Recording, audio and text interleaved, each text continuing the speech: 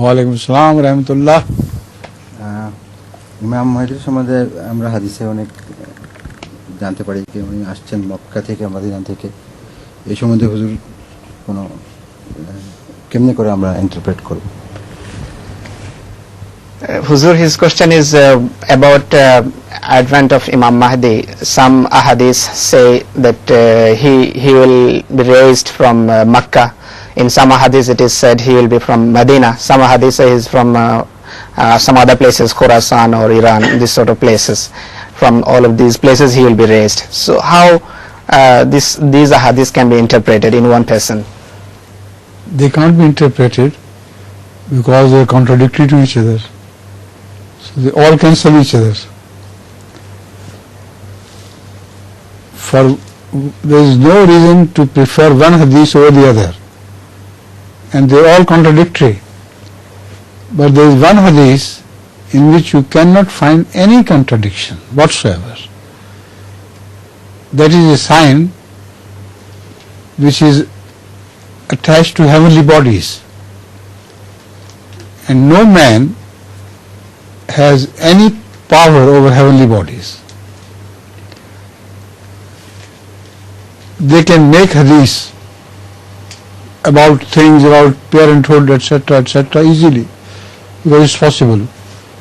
Anybody whose father is called Muhammad and mother is Amna, he can say, you see, my father is Muhammad, my mother is Amna, so I am that Imam Mahdi who is the little offspring of Rasulullah sallam and Amna. Similarly, many have claimed like this. Sudani Mehdi also claimed to be this. But Mehdi could not be overpowered. How could Christians destroy that Mehdi? If he was appointed by Allah, how Christians could have completely destroyed him?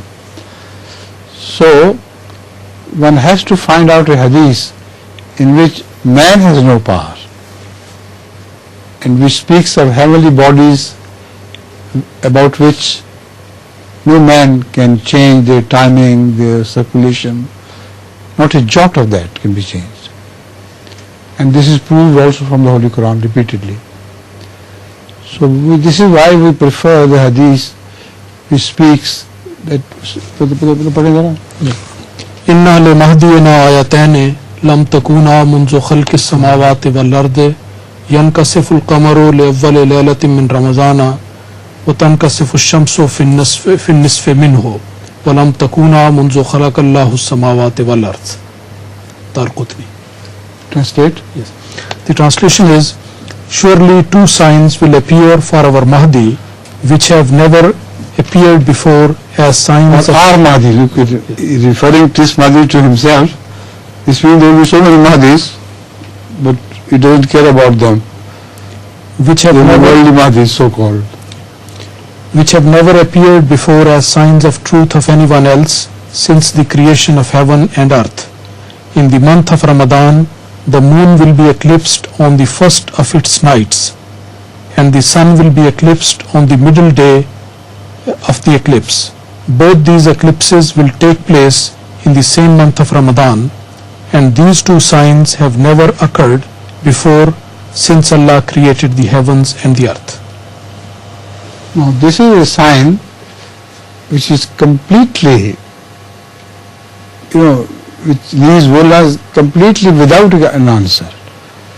So they find excuses here and there, and I'll speak of those excuses as well, but it's impossible. This is a sign so powerful that man cannot make it. First of all, whether this thing happened or not in Masih Maud time. Masih Maud had claimed to be Mahdi in 1894. 91 early. He claimed to be Mahdi in the sign was 94. 94. Yes. In 1894, during the month of Ramadan,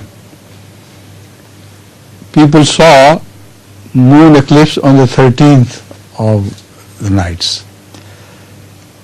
أفضل ليلة. And the second sign referred to the sun, and the sun eclipses either on 27th or 28th or 29th, and in the same month it eclipsed on the 28th, which is middle of the eclipses day. Now, when you speak of this, in fact, anybody who has a little shame should keep quiet and say, yes, I agree. But the mullahs have strange excuses. One of those is that the Holy Quran speaks of the first night moon. But they, in fact, they speak of Rasulullah sallallahu alaihi wasallam as a non-Arab. He didn't know the ABC of Arabic. The first 3 nights of the moon is not referred to as Qamar. Moon is referred to as Hilal.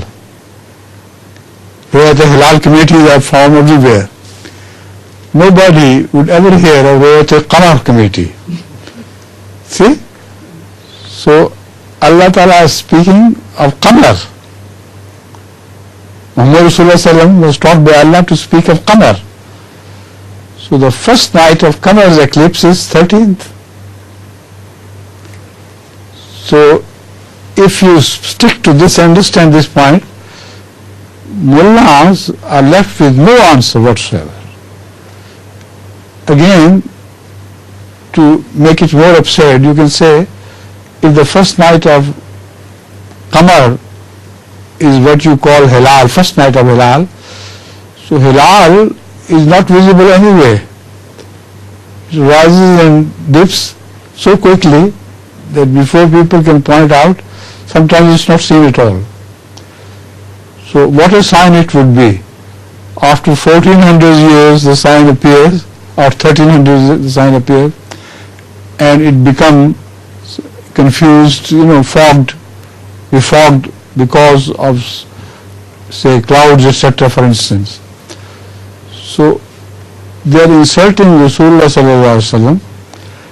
So the only excuse they find in the end is this hadith is not true.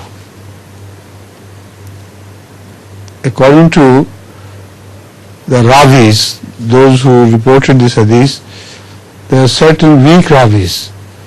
So we don't agree with this hadith. This is neither found in Bukhari nor Muslim. So how can you say this is a true hadith?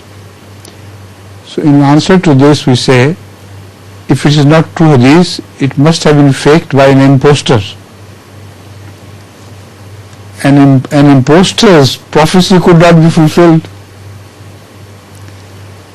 Exactly on the time this prophecy was fulfilled. So you are paying a great compliment to an impostor. Except for Rasulullah sallam, nobody could have prophesied it. Follow the point very well? Now you explain.